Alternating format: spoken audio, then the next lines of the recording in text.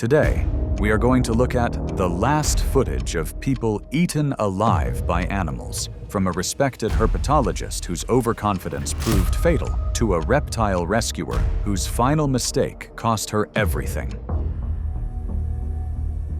It was March 15, 2016, and the sprawling desert landscape outside Phoenix, Arizona, stretched endlessly under the late afternoon sun. The isolated ranch-style home sat on 5 acres of scrubland, surrounded by towering saguaro cacti and rocky outcroppings that provided perfect habitat for the region's diverse reptile population. The property's remote location, nearly 20 miles from the nearest neighbor, offered complete privacy for activities that most people would consider unthinkably dangerous. Diane Kruger had been living alone in this desert sanctuary for 8 years, ever since her divorce from a husband who couldn't understand her growing fascination with venomous snakes. At 47, the insurance adjuster had transformed her modest home into something resembling a private zoo, with over 30 species of deadly serpents housed in custom-built enclosures throughout every room. What had started as a casual interest in reptiles during a childhood visit to the zoo had evolved into a consuming obsession that dominated every aspect of her life. Diane's collection represented years of careful acquisition through reptile shows, private breeders, and online forums where enthusiasts traded rare specimens. She had no formal training in herpetology or venom extraction, but considered herself an expert through decades of self-study and hands-on experience. Her neighbors remained blissfully unaware of the deadly menagerie living just miles from their own homes, and Diane preferred it that way. The crown jewel of her collection was a magnificent 6-foot eastern diamondback rattlesnake that she had acquired just 2 weeks earlier from a breeder in Georgia. The massive serpent, with its distinctive diamond-patterned scales and considerable size, was regarded as one of the most formidable venomous snakes in North America among experienced handlers. Eastern diamondback rattlesnakes are the largest venomous snakes in North America, with adults commonly reaching 5 to 6 feet in length and weighing several pounds. Their venom is primarily hemotoxic, capable of causing rapid swelling, significant tissue damage, clotting disruption, and systemic shock without prompt medical treatment. Large individuals can deliver substantial venom in a single defensive strike, and severe envenomations can become life-threatening if care is delayed, especially in remote areas where response times are extended. That Sunday evening, a partially filled glass of wine was found on the kitchen counter, and feeding tools were laid out nearby, indicating she had been tending to her collection before the incident. The enclosure for the eastern diamondback was open, and the water bowl had been removed, suggesting she began routine cleaning while moving through her feeding tasks. Diane opened the custom-built terrarium and reached across the enclosure to remove the water bowl. Gloves and handling tools were present in the room, but were not in use when responders later examined the scene. The terrarium door was fully open, the bowl was positioned on the table beside her tools, and the placement suggested she was midway through a routine cleaning step when the incident occurred. When investigators arrived, the eastern diamondback was found coiled at the rear of the enclosure, a posture consistent with a defensive response after a disturbance. Based on the angle of the bite marks on Diane's forearm and the blood pattern on the floor, her arm entered the snake's strike range while she was reaching inside the enclosure. Eastern diamondbacks deliver extremely fast defensive strikes, and the wound spacing matched a rapid forward extension typical for the species. The puncture depth on her forearm indicated a full strike and release, which aligns with the species' normal behavior. Large rattlesnakes typically inject significant venom during such strikes, and the immediate swelling and blood loss documented at the scene were consistent with a high-volume envenomation. After striking, the snake retreated to the back corner, where it remained until responders secured it. Blood from the puncture wounds formed a trail from the enclosure toward the adjacent room, indicating she moved away immediately after the bite. Her phone was recovered on the floor nearby, consistent with an attempted call. Rapid swelling, discoloration, and bleeding at the bite site matched significant hemotoxic envenomation. Without antivenom, systemic effects typically progress progress over hours, producing increasing weakness and impaired coordination. The extent of swelling, discoloration, and tissue damage observed during examination reflected the progression of untreated hemotoxic envenomation. Such effects can lead to shock and organ failure without rapid antivenom administration, and the remote location significantly delayed any chance of medical intervention. With no access to immediate care, she deteriorated over the next several hours and ultimately lost consciousness inside the home. A postal worker discovered Diane's body 3 days later when accumulated mail raised concern. Responding officers found numerous venomous snakes housed throughout the residence, some in improvised enclosures, but all were contained. Wildlife officials temporarily seized the animals for evaluation and initiated a review of her permits and housing conditions. Local authorities later examined existing exotic animal oversight procedures but did not implement immediate law changes. But Diane wasn't the only snake enthusiast whose expertise failed them when it mattered most. In Florida, a respected researcher's overconfidence would prove fatal during what should have been a routine procedure. It was August 22, 2014, and the small private herpetology research lab where Dr. Michael Webb worked had already gone quiet for the evening. The facility sat on the outskirts of a rural Florida town, housed in a modest single-story building used by a handful of contracted researchers studying regional reptile species. After hours, the empty hallways, locked offices, and dim lighting gave the place a stillness that often left late-working staff completely alone. Dr. Michael Webb had been working late in the lab for weeks, driven by mounting pressure to produce results necessary to renew his research contract. At 38, the respected herpetologist had built his reputation on groundbreaking studies of coral snake neurotoxins, but recent funding cuts had forced him to accelerate his research timeline. His colleagues had gone home hours earlier, leaving Michael alone with his specimens and his growing sense of urgency. Michael's research focused on the unique properties of coral snake venom, which differed significantly from the hemotoxic venoms of rattlesnakes and vipers. His work had potential applications for developing new neurological medications, but the delicate process of venom extraction required precise timing and absolute safety protocols. Internal emails and previous lab notes showed he frequently expressed frustration with what he considered overly cautious procedures. The lab's safety regulations required 2 researchers to be present during any venom extraction procedures, along with comprehensive protective equipment and emergency protocols. Michael had been circumventing these rules for months, working alone after hours to avoid oversight and accelerate his research progress. Coral snakes are among North America's most medically significant venomous snakes. Despite their small size and reclusive behavior, these slender reptiles rarely exceed 2 feet in length, but their venom contains neurotoxins that interfere with nerve signaling and can lead to progressive paralysis. Early symptoms may include subtle changes such as slurred speech or difficulty swallowing, with respiratory impairment developing later as the paralysis advances. Because coral snake bites often produce little pain, minimal swelling, and only tiny puncture marks, the envenomation can appear deceptively mild at first, with serious symptoms emerging gradually over several hours if untreated. That Friday evening, Michael was working with a particularly active coral snake specimen that had been recently captured for his research. The small serpent, with its distinctive red, black, and yellow banded pattern, appeared far less imposing than the larger vipers he regularly handled. Its small size and bright coloration, traits that often lead handlers to underestimate coral snakes, had been noted in Michael's previous handling logs, providing context for the reduced caution seen in the footage that night. Michael performed the venom extraction procedure without the required second researcher present, as confirmed by facility access logs and internal camera footage. Handling tools were available on the workstation, but the footage showed him attempting to position the coral snake manually rather than following the lab's standard restraint protocols. As he adjusted his grip, the coral snake delivered a quick, close-range bite to his thumb, a common defensive response during handling. Footage showed the snake maintaining contact for a brief moment, long enough to allow venom delivery, which is typical when coral snakes secure a bite rather than striking and releasing. The small fangs produced 2 faint punctures, and available footage showed him repositioning the animal immediately afterward, unaware of the severity of the envenomation. The bite appeared minor, leaving only tiny puncture marks with no immediate pain or swelling, features typical of coral snake envenomation. Security footage captured him returning to his workstation and continuing his notes, behavior consistent with not recognizing the bite as medically serious. Within about 30 minutes, Michael began showing early signs of neurotoxic envenomation. Lab timestamps and handwriting irregularities in his notes indicated slurred speech and visual difficulty, symptoms consistent with interference of cranial nerve function caused by coral snake venom. As the evening progressed, his condition worsened. Object handling captured on camera became increasingly uncoordinated, and a recorded attempt to call for help revealed speech that was difficult to understand. The call did not provide enough information for dispatchers to identify his location or the nature of his emergency. Neurotoxic effects continued to develop, leading to progressive muscle weakness and impaired respiratory function. Footage showed him bracing against the desk, with increasingly shallow breathing consistent with advancing paralysis of the muscles needed for respiration. Sometime later that night, Michael lost consciousness at his workstation as respiratory failure progressed. With the facility locked for the evening and no co-workers present, there was no opportunity for timely assistance. He was found the following morning during a routine security check. The subsequent investigation documented repeated violations of safety protocols and a pattern of working alone with venomous specimens. Following the incident, the lab's management reviewed and tightened its internal procedures, emphasizing proper oversight and mandatory 2-person operations during high-risk work. Yet lab researchers weren't the only people whose familiarity with venomous snakes led to fatal mistakes. In Texas, a veterinary technician's first encounter with an exotic species would prove to be her last. It was June 8, 2017. And the suburban neighborhood in Houston, Texas, buzzed with the typical activity of a warm summer evening. Children played in front yards while parents tended gardens, and neighbors chatted over fence lines, creating the picture of American suburban tranquility. Behind the walls of one modest ranch home, however, a far more dangerous reality existed that none of the friendly neighbors could have imagined. Jennifer Valdez had been living her double life for over 2 years, maintaining the appearance of a normal 29-year-old veterinary technician while secretly housing a collection of exotic venomous snakes in her spare bedroom. Her work at a local animal clinic had sparked an interest in reptiles that quickly evolved into an obsession with the most dangerous species she could legally acquire. Jennifer's collection had grown through careful purchases at reptile shows and online dealers, where she had built relationships with breeders who specialized in venomous species. She kept her hobby completely secret from friends, family, and co-workers, knowing that most people would consider her passion both dangerous and irresponsible. Her latest acquisition was a juvenile gaboon viper that she had purchased from a private breeder just 1 month earlier. The snake represented a significant step up in danger from her previous collection of rattlesnakes and copperheads. Records from her purchases and handling logs showed she had been gradually acquiring more challenging species, indicating a consistent pattern of increasing risk in the reptiles she chose to keep. Gaboon vipers are large African vipers, known for their thick bodies, broad heads, and exceptionally long fangs relative to their size. Adult specimens can exceed 6 feet and weigh more than 20 pounds, but juveniles, like the one Jennifer kept, are smaller with proportionally shorter fangs. Their venom is primarily hemotoxic and cytotoxic, capable of causing extensive tissue damage, severe bleeding, and dangerous drops in blood pressure, if not treated quickly. Although the species is capable of delivering large venom volumes, the effects vary depending on the size of the snake and the depth of the bite. Jennifer prepared to transfer the gaboon viper into a secured holding tub so she could perform routine enclosure maintenance. The open tub, a snake hook, and cleaning tools were found arranged beside the terrarium, indicating she was in the middle of a standard transfer procedure rather than casual cleaning. The position of the overturned tub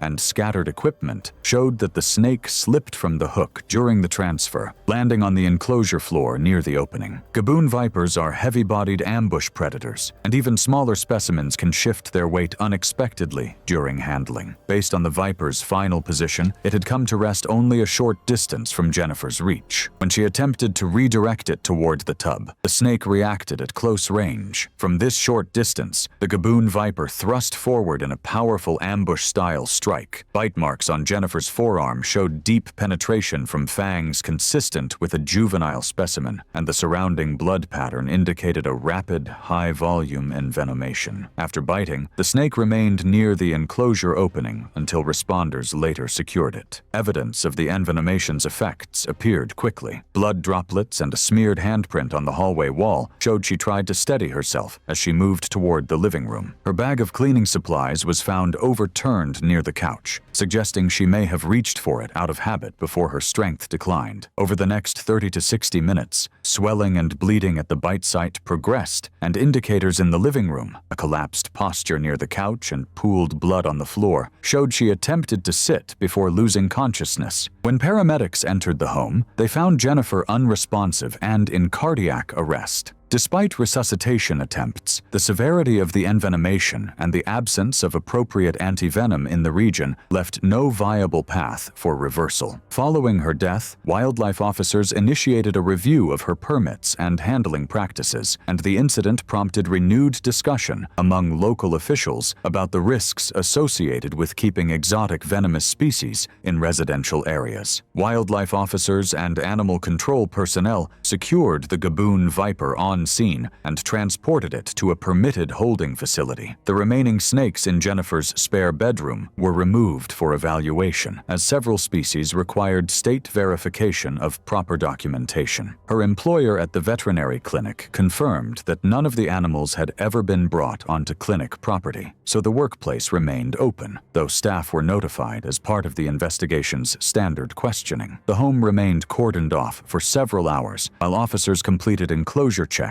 and inventory before it was released to her family. No immediate legal penalties were issued, but her permits and housing conditions were formally reviewed as part of routine post-incident procedures. However, exotic pet owners weren't the only people whose religious or personal beliefs put them in mortal danger around venomous snakes. In Tennessee, a preacher's crisis of faith would lead to a deadly test of divine protection. It was September 14th, 2015, and the small mountain chapel tucked deep in a remote Tennessee valley stood silent in the fading light. The wooden structure used for decades by a tiny independent congregation with its own traditions relied on the privacy of the surrounding hills to practice rituals not commonly seen outside the region. Reverend Samuel Briggs had been the spiritual leader of this small congregation for over 2 decades, following in the footsteps of his father and grandfather who had established the serpent handling tradition in their family. At 54, Samuel had handled venomous snakes in religious services for most of his adult life, surviving 2 previous bites that he attributed to divine intervention and the power of faith. Samuel's personal collection of rattlesnakes and copperheads was housed in simple wooden boxes behind the church altar, where they waited to be called into service during worship. The snakes were considered sacred instruments of faith based on biblical passages that promised protection from serpents for true believers. Recent entries in Samuel's journals, later reviewed by investigators, described periods of difficulty maintaining the certainty he once expressed during services. Family members also reported that he had been spending more evenings alone at the chapel in the weeks prior, remaining long after scheduled activities had ended. Timber rattlesnakes are large forest-dwelling pit vipers capable of delivering substantial hemotoxic envenomation. Adults commonly reach 4 to 5 feet in length, and their fangs can exceed half an inch. Their venom disrupts blood clotting and damages tissue,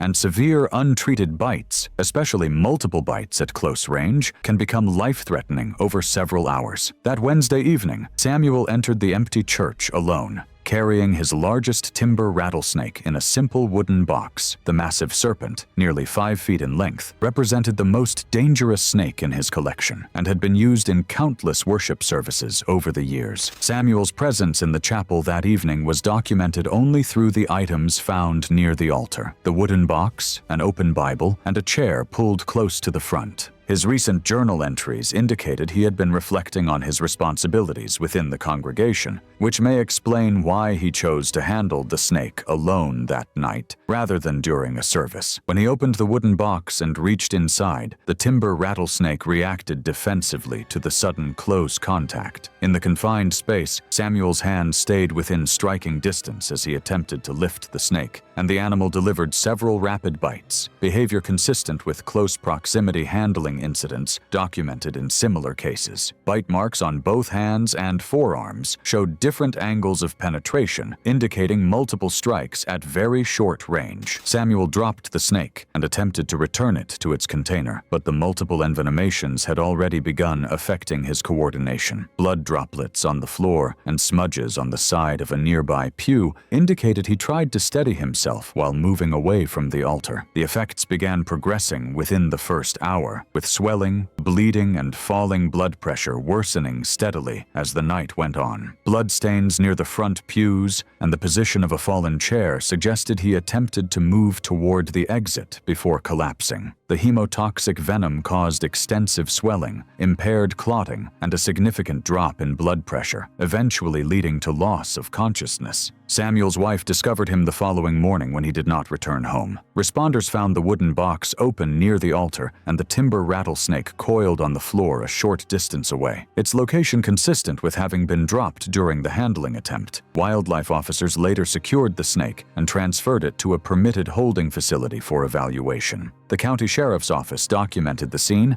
and the medical examiner determined the cause of death to be complications from untreated hemotoxic envenomation following multiple bites. With no indication of foul play, the investigation remained limited to routine reporting. The small independent congregation later discussed the incident privately, with differing views about the continuation of the long-standing ritual. But religious snake handlers weren't the only people whose work with venomous reptiles carried fatal risks. In another case, a reptile rehabilitator's routine transfer would end in tragedy. It was November 3, 2013, in rural northeastern Namibia. A dry heat lingered under a pale sky as wind pushed dust across stretches of thorn scrub and scattered mopane trees. The tin roof of a small reptile rehabilitation outbuilding clicked softly as the metal shifted in the afternoon breeze. Inside the dim structure, wooden racks held plastic tubs and repurposed glass enclosures labeled in fading marker. The place was quiet in the way remote stations often are, where every sound, from a hinge settling to a sliding bin or a glove brushing plywood, seemed sharper than it should be. Selma Kashipa ran the rescue alone most days. At 41, she had left elementary teaching to take in snakes nobody else wanted, confiscations, surrenders, animals from failed roadside shows. She lived in a small trailer on the edge of the 20-acre property and kept a strict routine: feed logs, cleaning rotations, evening walkthroughs, so inspectors would find order even where money was short. Venomous intakes were recent and often arrived with little notice. She handled them with the tools she could afford and the practices she had learned from manuals and field guides. Donors knew her as steady and practical. She built racks from salvaged lumber, stretched every gallon of disinfectant, and drove borrowed coolers of non-venomous colubrids to school programs on weekends. Local officials started calling when other groups declined to take certain confiscations. Anti-venom and rapid transport were not resources she had. Reliable medical support could be hours away. The rescue sat behind a wind-bent line of pines. A sand road cut to the outbuildings, where a lean-to covered 2 long shelves of enclosures. Light bled through board seams. The concrete floor was chalked with lime to mark walking lanes. A portable camera pointed down the main aisle to record husbandry and deter trespassers. Her latest intake that week had been a seized black mamba, taken from a private owner who was keeping it illegally. Black mambas are native African elapids with potent neurotoxic venom and high venom yields for their size. Adults commonly exceed 6 feet in length, move quickly when provoked, and deliver venom that can cause progressive neuromuscular paralysis and respiratory failure without rapid antivenom and airway support. In remote regions where medical access is limited, the risk of rapid respiratory compromise rises substantially. Warnings had been stacking up in small ways. 2 weeks earlier, a volunteer sent photos showing a sagging upper rack. Brackets were rusted, and one screw head rounded smooth.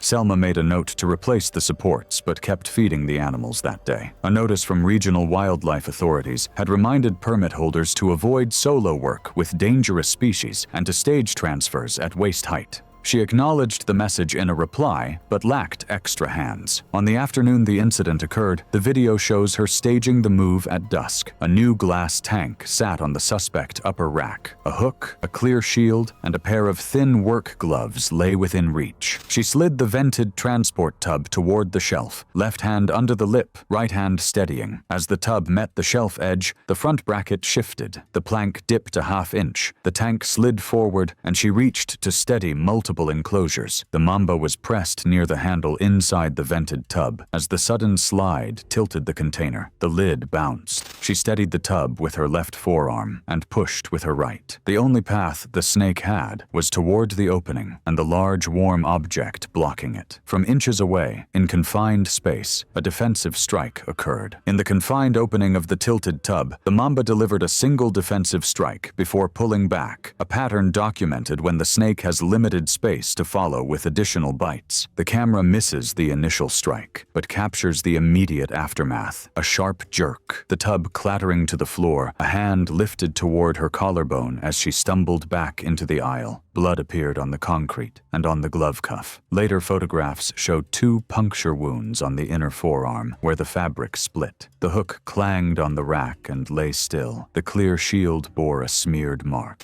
She moved toward the office and opened a drawer where she kept gauze and antiseptic. The partially unwound gauze and scissors on the desk indicated an attempt at basic wound management. Her phone remained on the opposite counter, undisturbed. The scene suggested she focused first on stabilizing the immediate area, standard practice at the facility, before her symptoms progressed too far for further action. Within minutes, the recorded footage shows her posture change. Speech, when audible on the brief recovered clip, had become slurred and her breathing quicker. Early neurotoxic effects often begin with subtle cranial nerve impairment, difficulty focusing, drooping eyelids, and unsteady movements. In the recording, the progression is visible. She steadied herself on the desk before lowering into a chair as limb strength declined. Over the next 45 minutes, the deterioration continued. The camera captured increasingly shallow breathing, intermittent attempts to reposition herself, and long periods of immobility. A trail of drops led from the office back toward the aisle and ended beside a folding chair. A bottle of saline lay on its side. The combination of rapid neurotoxin onset, lack of antivenom, and the facility's isolation left no practical path to the airway support required for survival. The footage recorded her sliding partially out of the chair a little over an hour after the bite. No further movement followed. A volunteer arrived after dark for a scheduled check-in when messages went unanswered. He found the office light on, the phone on the floor, and Selma slumped near the chair with shallow pooling beneath her arm. He backed away and called 911 from the road. Paramedics reached the property and confirmed cardiac arrest. Animal control officers secured the mamba using tongs and a transport box before transferring it to a permitted facility. The medical examiner listed the cause of death as complications of untreated neurotoxic envenomation with respiratory failure. The punctured glove, the displaced shelf, and the scattered hardware matched a structural failure during an enclosure move. Remaining animals were inventoried and relocated over the next 2 days. Regional wildlife officers documented the scene and noted the solo work, absent antivenom, and deteriorating rack supports. No broader penalties were issued. The rescue closed quietly. Neighbors collected her personal effects, and the camera's final clip, recorded after the property was cleared, shows the upper rack still a fraction low on the right bracket. A small mechanical fault that, in the end, set the rest in motion.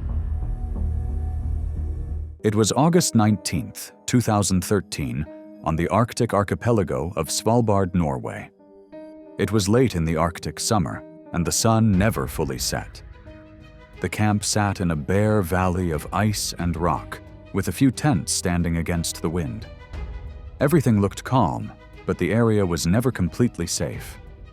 Hannah Depp was 29 years old, a graduate student from Germany completing her research on glacial rock formations.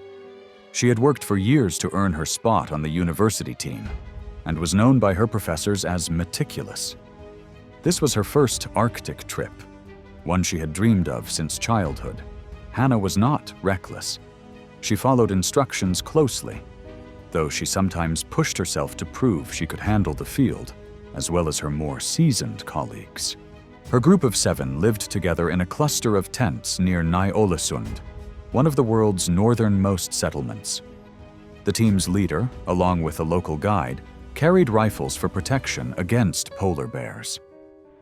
They were reminded daily never to wander too far alone, to keep flares close, and to scan the horizon for movement.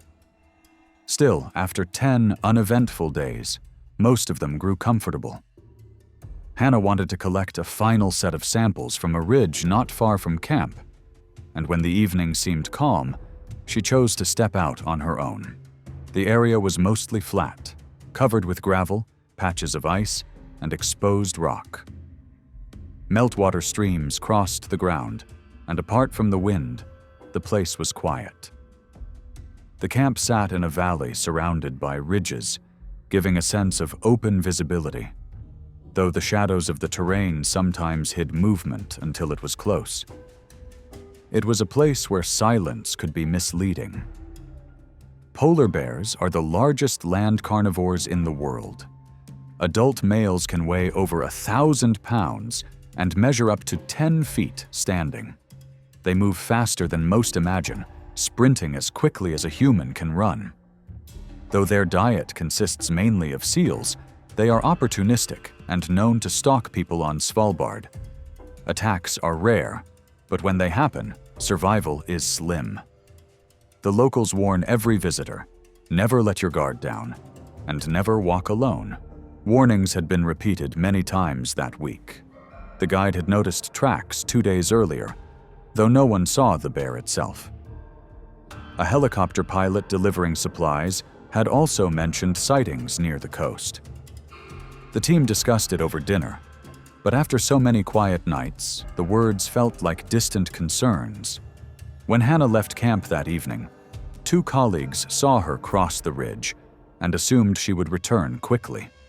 She carried no rifle and no flare, only her sampling kit and field notebook. Minutes later, a polar bear came from behind a ridge and walked directly toward the camp, closing the distance. Witnesses said it walked with slow, deliberate steps, sniffing the air. Hannah stood about 50 yards away as the bear moved closer. She noticed it and raised her arms to appear larger, as she had been taught. For a moment, the bear paused, its head tilting as if studying her. Then it lunged. The impact knocked her onto the gravel. Her scream carried across the camp as the bear pressed her down with its weight. Witnesses said she tried to move, kicking and twisting, but the animal clamped onto her shoulder, the sound of bone breaking carrying across the valley. Her colleagues scrambled for flares and fired 2 upward, but both shots missed. The bear stayed locked on her, raking at her side as the shouting around camp grew louder. Moments later, the bear began to shake her, gravel grinding into her clothing and skin. A witness later told police he heard another snap, sharper and louder than before. Another recalled how the metallic smell of blood was strong in the cold air.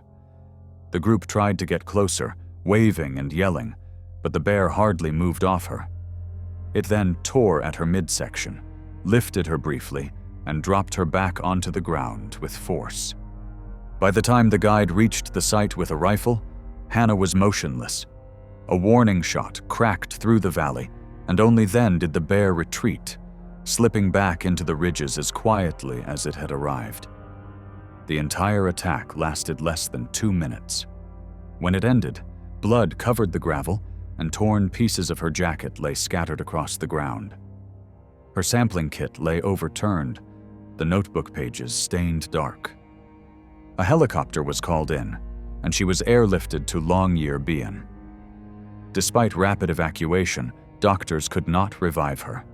She was declared dead that night, her injuries far too severe. Her body was returned to Germany within days, where her funeral was held in a small village church. Classmates and family gathered in silence, remembering her dedication and the risks she had taken for her field. Norwegian authorities launched a review of safety practices for research groups on Svalbard. They reinforced the rule that no one should leave camp alone and that rifles and flares must always be kept within reach. For Hannah's colleagues, the memory of her final moments stayed with them long after the camp was dismantled. What remained at the site was a ridge marked by scattered rocks. The last place she had stood before the silence of the Arctic was broken. From the silence of Arctic ice, where one researcher never made it back, to the dense forests of British Columbia, where another field survey turned deadly under the sudden strike of a cougar, the danger followed in a different form.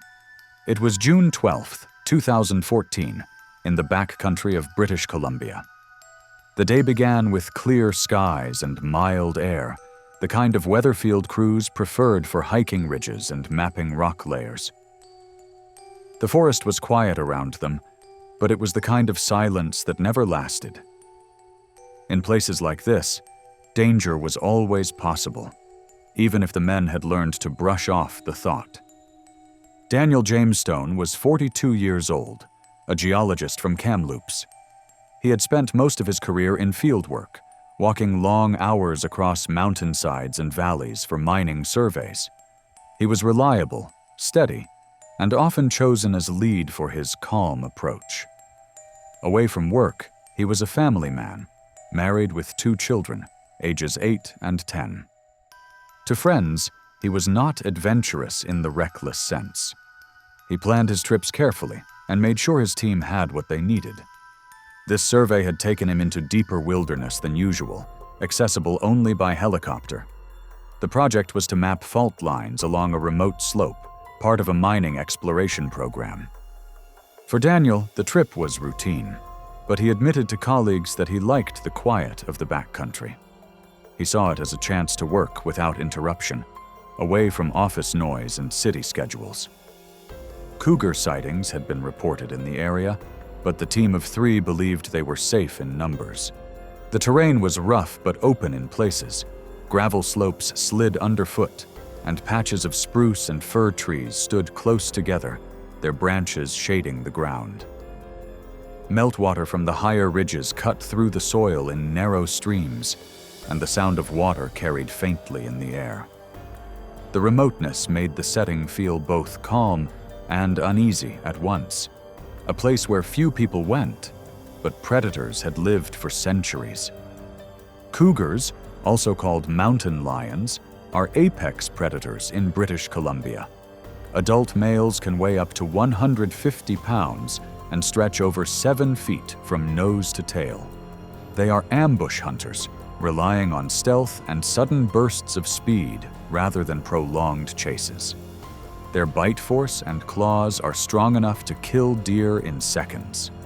Attacks on people are rare, but when they happen, they are quick, violent, and often fatal if the victim is alone. Warnings had reached the crew even before their drop-off. Conservation staff had circulated alerts of cougar activity, and locals reminded the surveyors to stay close together and keep noise levels high. In the first few days, they saw no signs. By the 3rd day, they grew more relaxed, focusing on rock samples and GPS mapping. Daniel trusted the rule of safety in numbers and allowed himself to walk a little behind when checking loose outcrops. It was a small decision that would prove costly. That afternoon, the team moved across a slope of broken rock. Daniel slipped on loose ground and fell a few steps behind. The others kept walking, expecting him to catch up.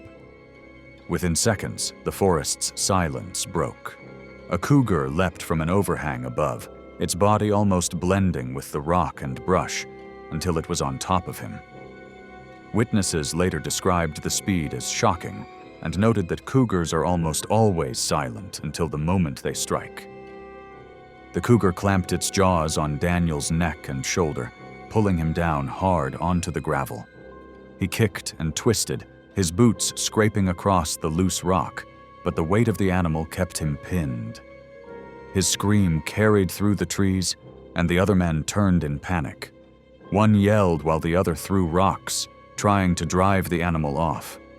A hammer struck its side, and for a moment the cougar let go. Daniel tried to move forward on his hands and knees, but before he could get far, the cat circled and lunged again. Its claws tore across his back as it clamped down once more, pressing him flat against the ground. The men later recalled the growl of the cougar, the scrape of boots against rock, and the silence when Daniel stopped moving. Blood spread across the gravel where he lay. Startled by the shouting, the animal slipped back into the brush. The two men froze in place, holding flares they had never managed to use. When they reached Daniel, his injuries were severe. The puncture wounds in his neck and shoulder bled heavily, and he was unresponsive. They used the satellite phone to call for help, but the rescue team could not reach them before nightfall. The body was retrieved by helicopter the following morning. His sampling kit and notebook were found nearby, stained with blood but still intact, the last traces of the work he had come to do. Conservation officers tracked the cougar that same day, following signs in the brush. By the following evening, it was located and euthanized, standard protocol for attacks of this kind. Officials later explained that the animal was a healthy adult male, likely hunting deer in the area. For Daniel's family in Kamloops, the news was brief and devastating. His funeral was small and private, attended by relatives, friends, and co-workers who spoke quietly about his steady character and years of dedication. Authorities used the incident as a reminder. Field crews were told again that noise and close spacing are their best defenses in cougar country. Tools like hammers and rocks had given the men seconds, but not enough. In the weeks that followed, Daniel's colleagues replayed the events again and again, remembering how fast the attack began and how quickly it ended. The wilderness that he had loved for its silence became the place where he was silenced, leaving only the empty slope and the sound of water running through the rocks. After the near-silent strike in Canada's forests, the next tragedy came in Yellowstone, where a grizzly erupted from cover and left no chance to prepare. It was September 18, 2015, in Yellowstone National Park. The early fall air was cool, and thin clouds drifted above Hayden Valley. At first, the day looked ordinary, with the same calm and quiet visitors that they often expect in the park. Yet, Hayden Valley is also a place where encounters with wildlife can turn dangerous without warning. Karen Bruce was 34 years old, a doctoral candidate in geology from Colorado. She had been working on her dissertation about volcanic rock samples and was excited to spend time in Yellowstone, where the landscape gave her material she could not find elsewhere. Karen was disciplined in her work, careful with her notes, and patient with long days in the field. She was respected by her professors and known by classmates for keeping a level head. This trip was an important step for her. She had been granted access to work with 2 park rangers who guided her through the areas where rock sampling was permitted. For Karen, it was a chance to show she could manage serious field work in a demanding environment. She was aware of the risks, but believed that with trained rangers beside her, the chances of real danger were slim. Hayden Valley was broad and open, with grasslands broken by scattered brush. Bison were spread across parts of the meadow, and shallow streams ran through the low ground. The soil was damp from rain the night before, and the air was cool and steady. Visibility across the valley was generally good, but near the slopes, patches of willow and dense shrubs created cover where large animals could stay hidden until they moved into the open. Grizzly bears are among the most powerful animals in Yellowstone. Adult males can weigh more than 700 pounds and run at speeds close to 35 miles per hour. Their bite is strong enough to crush bone, and their claws can tear through muscle with ease. While most bears avoid people, surprise encounters often lead to charges. Park officials remind all visitors to carry bear spray at the ready, since even seconds of delay can make the difference between escape and tragedy. There had been warnings in the park that week. Rangers had posted notices of recent grizzly activity in the valley, especially in areas where berries were abundant. Several hikers reported seeing tracks along trails, and one group had observed a bear crossing the meadow days earlier. Karen and the rangers read the postings, but with no bears spotted during their shift, they felt the chances of trouble were low. Their bear spray stayed in their packs instead of in their hands. By mid-morning, the group stopped near a slope where Karen wanted to take samples. She moved slightly ahead of the rangers to examine the rocks. The men stayed back, watching the valley floor. The scene was quiet until a sudden movement broke the stillness. A large grizzly emerged from the brush less than 100 feet away, its head low and body tense. Karen froze as the bear charged. Witnesses later described how quickly it covered the distance, the sound of its paws pounding the ground growing louder in seconds. She stood still, arms stiff at her sides, and before she could react, the bear slammed into her and knocked her flat onto the wet soil. The rangers shouted and rushed for their spray, but the canisters were buried in their packs. The bear clamped its jaws onto Karen's side and pressed her against the ground. She tried to twist, her boots sliding in the mud, but the animal pinned her with its full weight. One ranger pulled out his spray too late, and the other threw a rock, but neither action changed the attack. The bear pressed her harder into the ground, then raked its claws across her torso, tearing through her jacket and skin. Witnesses later said what stayed with them was the mix of sounds: the bear's heavy breathing, the scrape of soil under its paws, and the short cries that ended too soon. The struggle did not last long. As the rangers shouted and tried to move closer, the grizzly finally released her, backed away from the body, and turned into the brush until it was out of sight. The rangers reached Karen immediately. She was motionless, her injuries severe and beyond help. They radioed for emergency assistance, and within minutes, medics were on their way. A rescue team arrived quickly by vehicle, but there was nothing more to do. She was declared dead at the scene. Her body was flown back to Denver, where her funeral was small and quiet, attended by family, professors, and classmates. Her colleagues described her as determined and committed, someone who cared about her work and believed in finishing what she started. Park officials reviewed the case and stressed the same lesson they had repeated for years. Bear spray must be kept ready, not stored in packs.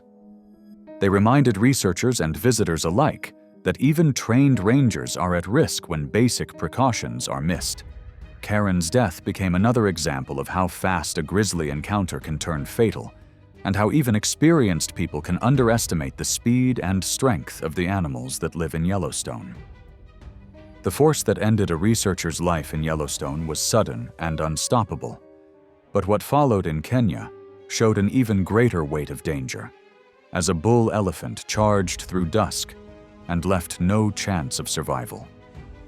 It was July 7th, 2016, in Kenya's Rift Valley. The sun was setting low in the sky, and the long shadows from the escarpments stretched across the farmland. The evening was calm, with only the sound of birds calling from the trees. But in this region, where farms and wild bushland met, dusk was often the most dangerous time of day. Michael Mitzifor was 47 years old, a geologist from Nigeria. He had worked for more than 20 years in the field and was respected for his patience and attention to detail. His colleagues knew him as steady and methodical, someone who double-checked samples and recorded notes carefully, even after long, exhausting hours. Away from work, Michael was a family man. He lived in Lagos with his wife and 2 grown children. He often spoke of wanting to give his children the stability he never had in his early years. His work in geology had allowed him to travel, but the demands were difficult.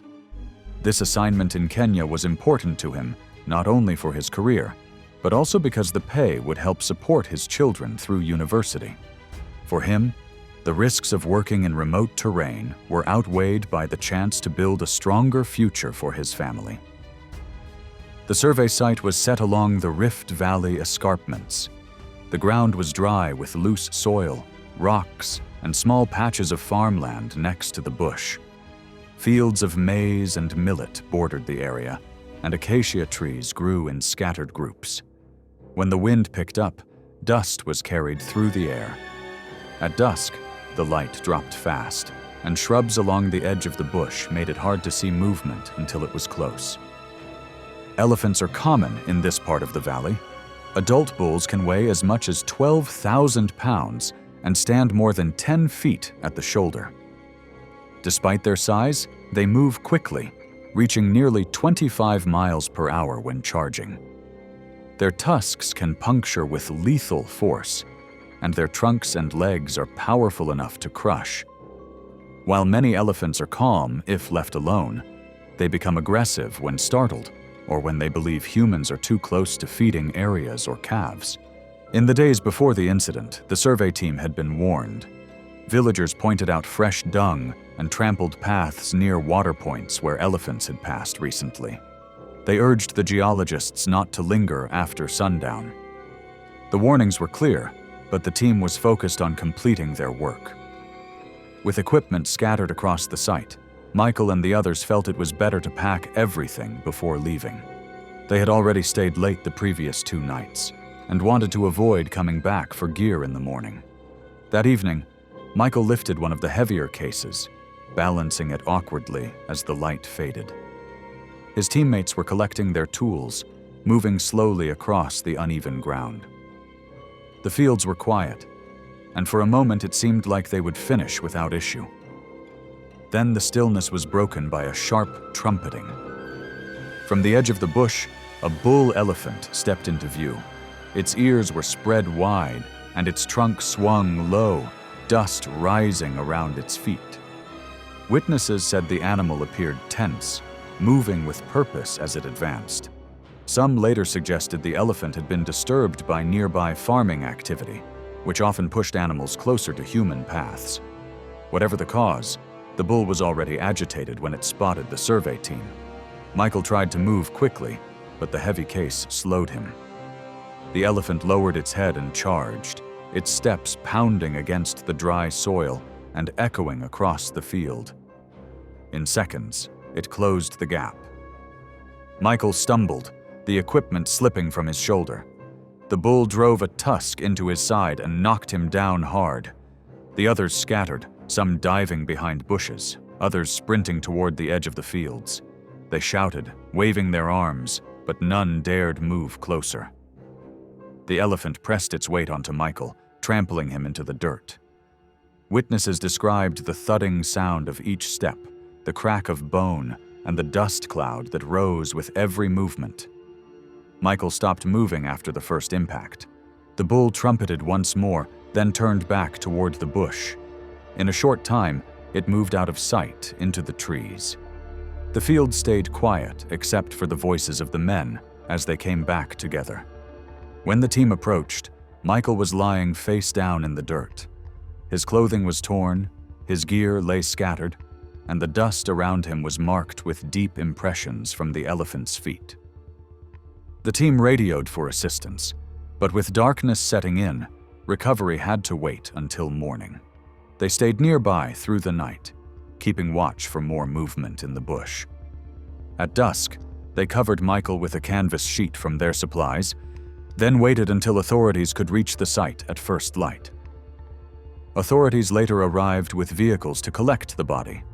His remains were placed in a stretcher and covered before being transported out of the valley. His samples and notebooks, some stained and damaged, were also gathered. Within days, his body was flown back to Nigeria.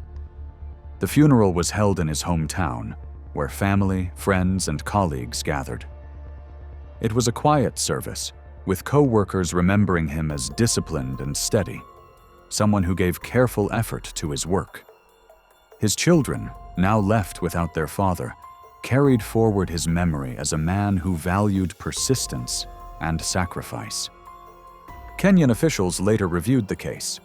They reminded companies to end fieldwork earlier in the evening and to take local warnings seriously when elephants were active nearby. Coverage of the incident remained regional and received little international notice. For Michael's team, however, the memory stayed vivid. The place where they had measured rocks and collected samples became the place where they witnessed how quickly safety could end when the path of humans and wildlife crossed. One stumble in the Rift Valley was enough for an elephant to end a life. And in the Sundarbans, even the smallest gap in a group was all it took for a tiger to claim another. It was November 12, 2018, in the Sundarbans along the Bangladesh-India border. The tide was low, and the mangroves spread out in a maze of roots and narrow channels. To most, the morning looked ordinary, with still water and the calls of distant birds. Yet in this place, danger often came quickly, hidden in the thick brush where the forest met the mud flats. What seemed quiet could change in seconds. Arif Hossein was 38, a geologist from Khulna, working on a government contract to collect soil samples from the coastal forest. He was steady in his work and had a reputation for being patient, careful with measurements, and dependable when deadlines pressed. His wife and young daughter depended on his income, and though he knew of the tiger risks in the region, he agreed to the assignment because it offered more pay than his usual work. For him, this trip was both a responsibility and a chance to prove himself reliable to his superiors. He had heard stories of tigers moving through villages, taking livestock, even people, yet he believed the team's size and the presence of rangers would reduce the risk. The team agreed to keep close, finish the soil sampling quickly, and head out well before dusk. He carried a small kit, tools for digging, and a notebook to mark sample points. A small tin of chili powder, sometimes used as a crude deterrent in the Sundarbans, had been left behind with one of the rangers. At the time, it seemed unimportant. The Sundarbans were a challenging environment to work in. Mangroves grew tightly along the creeks, their roots sticking out of the mud. The air smelled of salt water mixed with decay from plants left behind as the tide went out. Crabs moved across the mud while birds searched in the shallows. The canopy blocked much of the light, and once away from the open banks, it was hard to see more than a few yards. In that cover, movement could stay hidden until it was near. Tigers in the Sundarbans are smaller than those found inland. Adult males usually weigh between 350 and 420 pounds, still powerful animals with long limbs adapted for moving through swamps and mangroves. They are capable swimmers, often crossing tidal channels, and their diet includes deer, boar, and sometimes people. Unlike tigers in many parks, Sundarbans tigers are often bolder around humans, shaped by years of living in overlapping territory with villages and fishing grounds. Attacks are not rare, and locals recognize that the animals strike quickly and with little warning. That morning, the team worked near a creek, the tide pulling water out and exposing soft mud along the banks. Villagers had warned them earlier about recent tiger tracks near farmland only a few kilometers away. The rangers repeated their instructions to stay close, avoid the thickest cover, and remain alert. Even in daylight, the mangroves were dim, and movement could be hidden within a few yards. As the group spread slightly to check different soil points, gaps opened between them. Arif stepped several yards off the main path toward a patch of exposed ground where he wanted a cleaner sample. His colleagues could still see him, but the brush behind him was dense. The men later said they noticed how quiet it had become. Bird calls stopped, and the sound of crabs moving in the mud was suddenly sharp. One ranger had begun scanning the tree line when it happened. A tiger came out of cover with sudden speed, its body low, crossing the distance in seconds. Arif barely turned before it struck, clamping its jaws into his neck and shoulder and forcing him into the mud. The weight of the animal pinned him before he could struggle upright. Witnesses shouted, some throwing sticks and striking metal to make noise. The tiger did not let go, pulling Arif backward into thicker cover. His boots scraped against roots, leaving marks in the mud. For a brief moment, the men still saw him on the ground with the animal over him, before both slipped deeper into the mangroves and out of sight. The sounds carried longer than the sight. Colleagues later recalled hearing only a few short cries, cut off quickly, along with the snapping of branches as the tiger dragged him into cover. Within moments, the swamp was silent again. The group advanced only a short distance before stopping. The ground was unstable, and they feared provoking the animal further. Rangers fired a warning shot into the air, but by then, both Arif and the tiger were gone. Search teams returned the following morning with more rangers and villagers who knew the terrain. They followed drag marks in the mud, broken roots, and patches of blood. About 200 yards from the site, they found parts of his kit, his sample bag torn, notebook soaked, and a tool partly buried in wet soil. Deeper inside the mangroves, they discovered partial remains, scattered near roots where the tiger had fed. The recovery was slow and careful, the team using poles to probe the mud before stepping in. His body was flown back to Khulna 2 days later. The funeral was held in his neighborhood, attended by relatives, neighbors, and colleagues from his department. The service was quiet, marked by prayers and the simple acknowledgement of a life ended in the line of work. His wife and young daughter received modest support from authorities, though far less than many had hoped.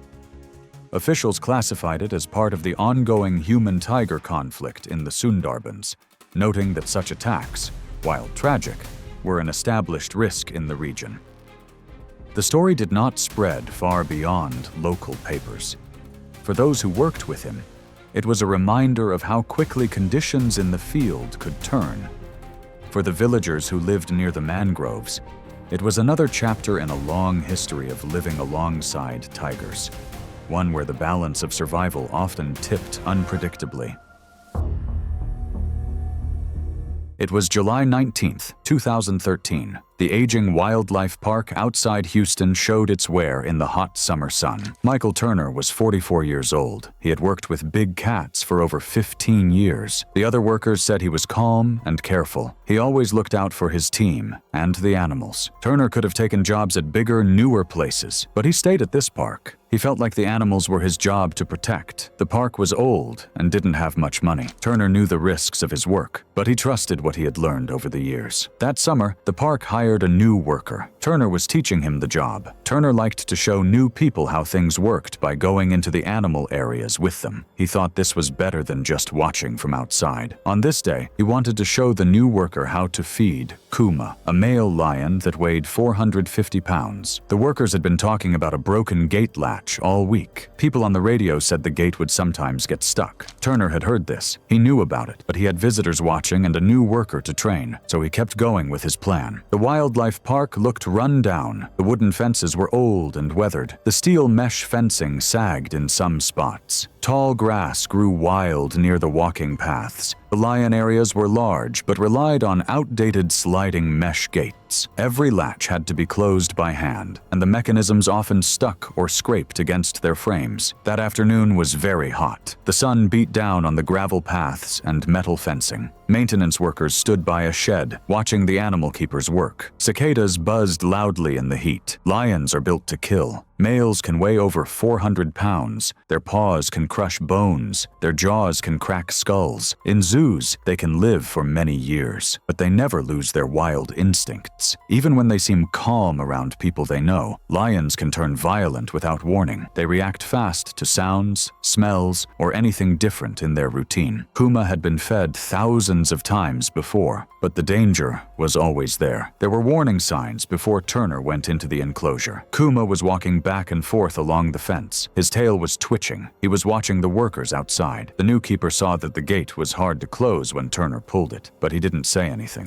When Turner closed the gate behind him, it made a grinding metal sound. The latch didn't slide fully into place. Workers nearby would later say they saw the gate shift slightly when the lion pushed against it. Even with these warning signs, Turner kept going. He started to move Kuma toward a smaller holding area. This should have been a normal, safe job. The attack happened fast. As Turner was guiding the lion with hand signals, Kuma jumped forward. He pushed through the weak gate with sudden force. People watching heard the steel frame rattle and the heavy sound of the lion hitting Turner in the chest. The keeper fell backward and was pinned down right away. The new worker yelled for help, but his voice shook and he froze when he saw what was happening. Maintenance workers grabbed metal tools and hit them against the fence. The loud, clanging sounds rang out across the park. Kuma roared. It was a deep sound that carried through the area and covered up Turner's cries. On the ground, the fight was short but terrible. Kuma's paws pressed into Turner's shoulders. His claws tore through Turner's shirt and into his shoulders. The lion's jaws clamped down on Turner's torso, shaking him hard against the gravel. People watching said dust came up from the gravel as the two bodies rolled together. Turner tried to protect himself. He pushed against the lion's face, but the weight was too much. His legs kicked weakly as blood spread under him. The air filled with roaring, people shouting, and the hollow sound of workers hitting steel bars. The attack went on for minutes that felt much longer to the people watching. They tried to get Kuma's attention, but failed. The animal stayed focused on Turner. Finally, Turner's movements got slower. His body went still under the lion's grip. The new keeper was pale and shaking. Staff had to pull him back because they were afraid he might try to run to the gate. Kuma only let go of Turner when more workers came with fire hoses. They sprayed water through the bars. The lion stepped away slowly, walking back and forth with water dripping from his mane. Turner lay without moving. Emergency workers were called right away, but there was nothing they could do when they got there. Turner was dead at the scene. His uniform was ripped. The gravel around him was stained dark red. His keys and radio were scattered near the bent gate. The new keeper was shaking and couldn't stop. He was taken to the hospital and treated for shock. Maintenance workers stayed for hours, giving their stories to investigators. Their clothes were still wet from the hose spray. The park closed for 6 months. Investigators said the broken equipment and old safety rules caused the accident. Turner's funeral was quiet in his hometown. No cameras were there, just family and a few other animal keepers came. Local newspapers wrote about it briefly, but the story didn't spread much beyond the area. Kuma was not killed.